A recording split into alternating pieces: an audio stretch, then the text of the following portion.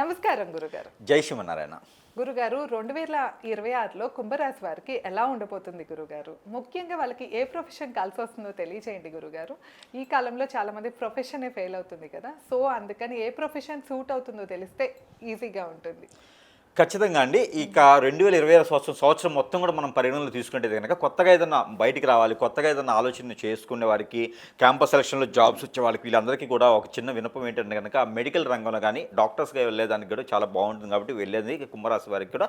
ఇంకోటి వీరికి కష్టపడే తత్వం ఎక్కువ ఉంటుంది కాబట్టి రియల్ ఎస్టేట్ రంగం రైతులుగా చేసుకునేదానికి, అలానే వీరికి ఇటుక ఇసుక ఇనుము వాటితో రంగాలు వేసుకునే వారికి రైతులుగా కాకుండా ఇంకా ఎరువులు సంబంధించినటువంటి దానాలు వాటికి సంబంధించిన మ్యానుఫ్యాక్చరింగ్ రంగాలు వేసుకునే వారికి అయితే చాలా అద్భుతంగా ఉంటుందని చెప్పొచ్చు ఈ 2026 సంవత్సరం. ఇక జాబులుగా అయితే హెచ్ఆర్ రంగంలో వారికి అయితే చాలా అద్భుతంగా ఉంటుంది.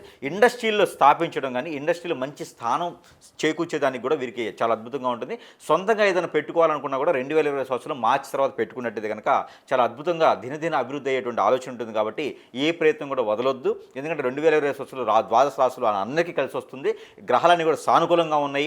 ఎప్పుడో ఏదో ప్రకృతి వైపరీత్యాలు జరుగుతాయి, నాకేదో అయిపోతుంది, బాంబులు పేలుస్తారు, అక్కడ ఏదో టపాసులు పేలుస్తారు, ఇవన్నీ వద్దు. కుంభరాశి వారికి అద్భుతమైన జీవితం ఉంది 2026 సంవత్సరంలో కొనసాగుతూ ఉంటుంది. కాబట్టి దెబ్బలన్నీ అయిపోయినాయి, ఎదిగేటువంటి ఇదే వచ్చింది. కాబట్టి ఖచ్చితంగా అన్ని రకాలుగా సెటిల్ అయి ఉంటుంది.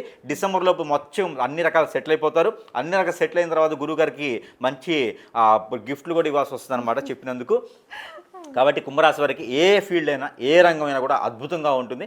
దేవుడు ఆరాధన చేసుకుంటూ ఏ రంగంలోకి అడుగు పెడితే ఖచ్చితంగా కలిసి వస్తుందని మాత్రం చెప్పొచ్చు. 2026 సంవత్సరంలో గ్రీన్ సిగ్నేచర్ పెట్టుకునేలా ఉంటారు అందరూ కూడా.